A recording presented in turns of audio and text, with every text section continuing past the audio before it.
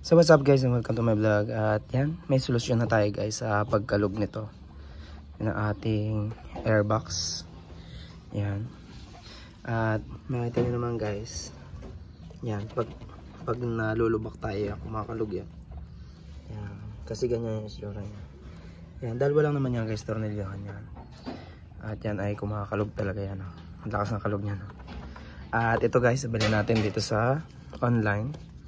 Itong Mokoto na yan, bushing para sa ating yan, NMAX and Aerox version 2. Yan, ilalagay natin dun.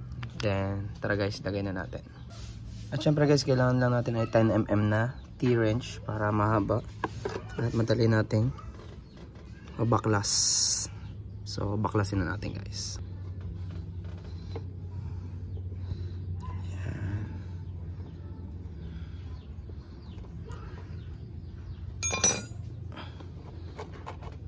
Dito guys yung number 10 yan na tornilyo. Then yan, kaya makalug yan. So testingin natin guys na ilagay na yung ating bushing. So ito muna guys yung itsura nya. Yan, may tatak siya na Mokoto.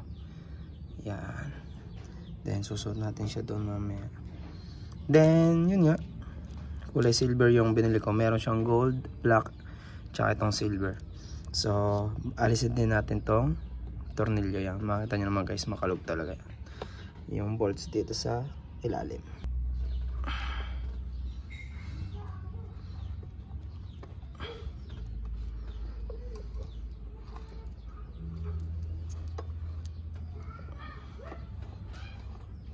Iyon, tanggal na siya.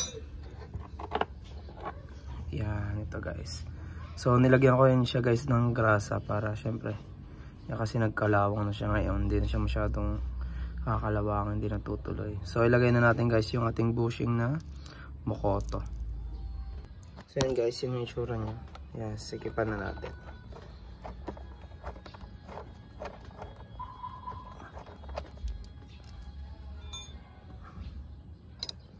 Yan, mamaya yan sasakto.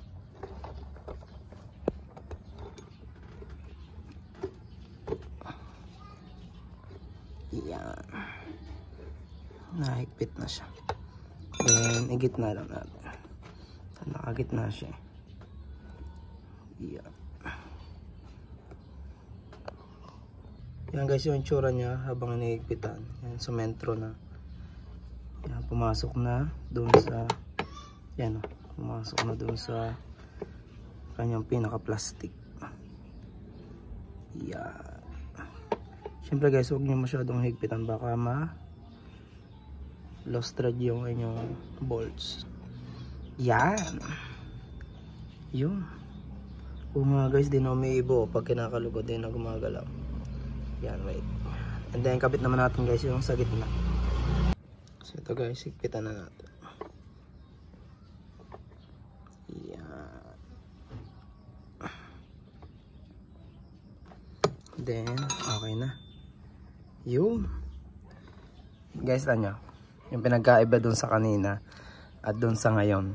Yan, yan no? Kahit kalugin nyo guys, kumakalug pa rin siya pero nakapix na siya guys.